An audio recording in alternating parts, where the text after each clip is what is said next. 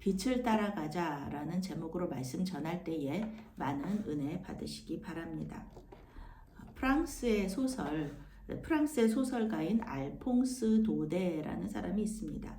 이제 그 작가는 우리나라에 잘 알려져 있는데요. 왜냐하면 그의 소설인 마지막 수업이 우리나라 국어 교과서에 실려 있기 때문에 그렇습니다. 이 소설은 프랑스와 독일의 국경 지역인 알자스 지방을 배경으로 하고 있습니다. 보불 전쟁에서 독일이 승리하면서 프랑스 땅이었던 알사스 로렌 지역은 독일이 차지하게 됩니다. 알사스 로렌은 철광석과 석탄이 많이 나는 곳이었기 때문에 경제적 또 군사적인 요충지가 되었습니다. 지금은 프랑스 땅이지만 지금 현재는 프랑스 땅이에요. 그렇지만 이 지역민들은 항상 정체성의 혼란을 겪게 됩니다. 그리고 어떨 때는 독일에 저항하고 어떨 때는 또 프랑스에 또 국가가 귀속되기도 하고 또 독일의 국가가 귀속되기도 하면서 좀 어려움을 겪었습니다. 이렇게 비옥한 자원을 가진 국경 지역에 사는 사람들은 고단한 삶을 이어갈 수밖에 없습니다. 오늘 말씀에도 이러한 고단한 삶을 살아가는 국경 지역의 사람들이 나옵니다. 그들은 바로 갈릴리 지역에 사는 사람들입니다. 구체적으로는 스불론과 납달리 땅이라고 할 수 있겠습니다. 여호수아가 출애굽하고 갈릴리 땅, 가나안 땅을 정복하면서 갈릴리 지역은 아셀, 납달리, 스불론, 이사갈 지파에게 분배가 되었습니다. 그런데 솔로몬 왕이 성전을 지을 때, 예루살렘 성전을 지을 때 히람, 두로 왕 히람이 도와줬잖아요. 그 건축 자재를 공급해 줬습니다. 그런데 그에 대한 대가로 이 땅을 줘요. 국경 지역이었던 이 땅은 그 이후에도 아수르, 바벨론, 페르시아, 마케도니아와 같은 이방 나라들이 차지하면서 많은 유대인들이 포로로 그쪽 나라로 잡혀가고 또 그쪽 나라 사람들이 이 땅에 빈자리를 채우면서 인종이 이렇게 섞이게 됩니다. 다양한 인종과 문화가 이 갈릴리 지역에 자리를 잡았습니다. 당연히 예수님 당시에 이 땅의 주인은 로마 제국의 그 지배를 받고 있던 이때에도 많은 이방인들이 이 땅의 주인이었어요. 이 주민들은 소작농으로서 경제적으로 어려운 삶을 살았습니다. 비옥한 땅이었지만 그 땅을 차지하지 못하고 이방인들에게 소작농으로서 이렇게 이방인들을 섬기면서 살았다는 것입니다. 성경은 이들이 흑암에 앉아 있다, 사망의 땅과 그늘에 앉아 있다 이렇게 말하고 있습니다. 그럼에도 불구하고 이런 어려운 상황일수록 더 우리가 하나님을 더 잘 믿게 되고 의지하게 되잖아요. 이것이 고난의 신비지 않습니까?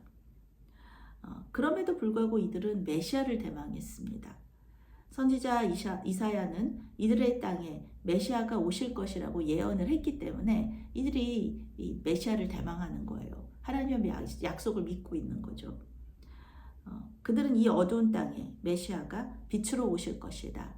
그러니 그를 기다리자. 그가 오시면은 이 어려운 상황, 이 포로된 상황, 이런 그 식민지의 상황은 다 문제는 해결될 것이다 라고 생각을 하고 메시아를 대망했던 거예요. 이사야를 통해 말씀하신 하나님의 약속은 이루어집니다. 우리는 오늘 말씀을 통해서 하나님께서 큰 그림을 그리시는 것을 알 수가 있어요. 그 큰 그림 속에서 하나님의 약속이 이루어지거든요. 예수님은 세례 요한에게 세례를 받으시고 또 마귀에게 이끌려 시험을 받으시고 시험을 통과하신 후에 공생애를 시작하실 모든 준비를 마치십니다. 그런데 주님께서 하신 일은 복음을 전하시는 일이 아니라 이사를 가시는 거예요. 모든 준비를 마치시고 성령에게 이끌려서 모든 시험에도 통과하시고 사단의 시험에도 통과하시고 그리고 세례를 그 이전에 받으시죠. 그럼 이제 공생애를 시작할 준비가 다 된 것인데 말씀을 전하시는 것 이전에 이사를 하신단 말이죠. 성경은 이 일을 두고 선지자 이사야를 통해 하신 말씀을 이루려 하신 것이다. 이렇게 말하고 있습니다. 원래도 우리 예수님은 갈릴리 지역에 살고 계셨어요. 고향인 나사렛에서 복음을 전하실 수도 있었고 또 예루살렘으로 나오실 수도 있죠. 예루살렘 그때 당시에 수도니까 예루살렘이라는 도시로 나오실 수도 있었습니다. 그런데 주님께서는 오직 하나님의 뜻을 이루시기 위해서 이 갈릴리 더 북쪽으로 가버나움으로 이사를 가셨고요. 그곳을 이제 베이스 캠프 본부로 삼으셔서 사역을 하셨습니다. 더 남쪽인 유대나 사마리아나 또 복음을 그쪽으로 이제 복음을 전하시다가도 집은 언제나 갈릴리였습니다. 그러니까 이 주님께서 이웃에 사신다고 생각하면 얼마나 든든합니까? 우리 옆집에 예수님이 사신다고 생각해 보세요. 그러면 굉장히 든든하죠. 그런데 이제 주님께서는 이웃집에 사는 정도가 아니라 내 안에 살고 계시는 거예요. 그러니까 나와 함께 살고 계시고 나와 동행하신다는 거죠. 이것은 우리가 예수님을 우리의 주님으로 영접한다라는 그 뜻의 의미죠. 얼마나 든든하고 마음이 뿌듯하고 포근한지 모릅니다. 우리 안에 예수님께서 계시니까, 우리와 함께 동행하시니까, 우리보다 앞서 나가시니까 이게 참 은혜가 되는 거예요.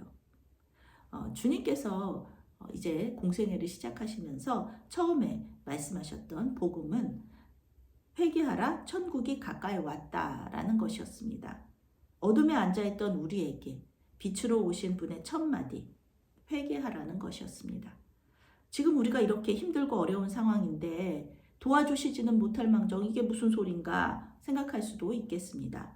하나님의 약속을 믿고 메시아를 기다린 사람들에게 회개하라니 이게 무슨 뜻입니까?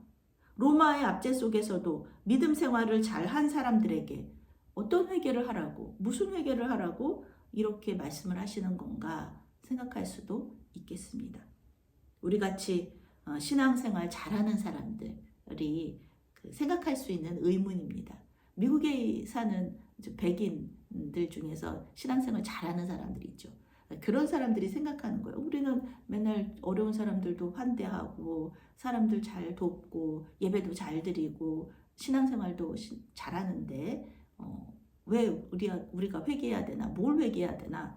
이렇게 매일 기도하고 예배하면서 사는데 또 무슨 회개를 할 것인가? 이렇게 생각할 수도 있다는 것입니다. 그런데 놀라운 일이 있습니다. 이 메시아를 대망했던 이 사람들이 메시아 예수님을 결국에는 거절하고 죽였다는 것입니다. 주님께서 회개하라고 말씀하신 것, 그것은 바로 방향을 바꾸는 거예요. 회개의 원래 의미가 그렇잖아요. 이쪽으로 가다가 방향을 바꿔서 저쪽으로 가는 거. 그게 원래 회개잖아요.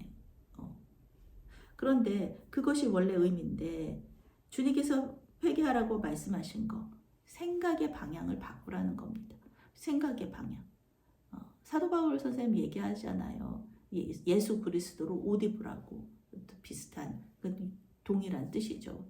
지금까지는 내 마음대로 내 뜻대로 살았다면은 이제 예수님을 영접한 다음부터는 회개하고 그리고 예수님의 말씀대로 하나님의 뜻대로 살아가는 것.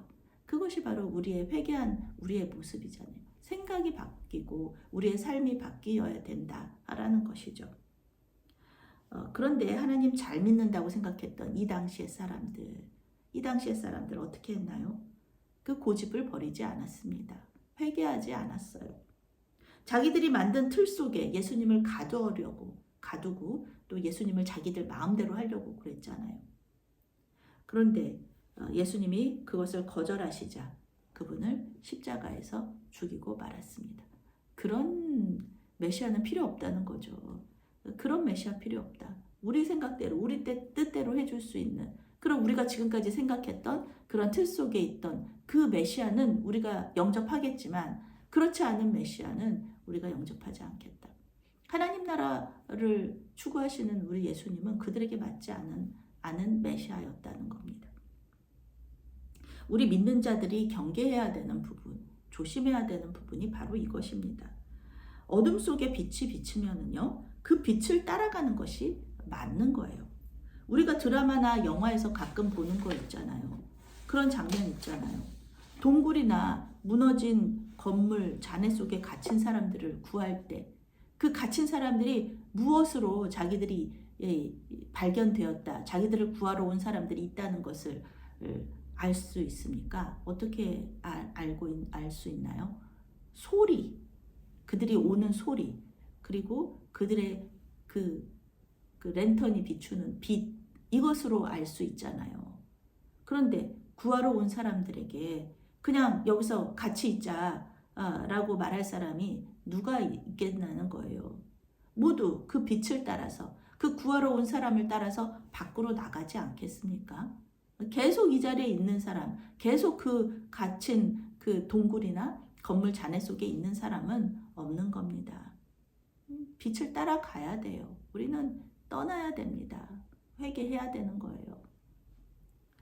이제 2026년도도 한 달이 가고 새로운 한 달이 시작이 됩니다. 하나님께서 인도하시는 대로 지난 한 달을 살았는지 뒤돌아보시기 바랍니다. 내 고집대로 하지는 않았는지 성찰해 보시고 그랬다면 방향을 바꾸어서 주님의 인도하심을 따라가시기 바랍니다. 천국은 다른 것이 아니에요. 천국은 하나님께서 왕으로 계시고 그분의 말씀을 따라서 사는 백성들이 사는 곳입니다.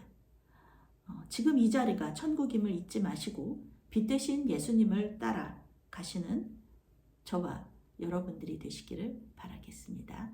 아멘. 사랑의 하나님, 어둠 속에서 고통당하던 우리에게 빛이신 예수님을 보내주셔서 감사합니다. 회개하고 우리의 고집을 버리고 빛이신 주님을 따라가게 하여 주시옵소서. 지금 이 자리가 천국이 되게 하여 주시옵소서. 주님의 뜻을 알아차리고 열어주시는 그 길로 순종하며 걸어가는 2월이 되게 하여 주시옵소서. 우리의 기도 제목을 아시오니 기도하면서 그 응답의 때를 기다리게 하여 주시옵소서. 예수 그리스도의 이름으로 기도합니다.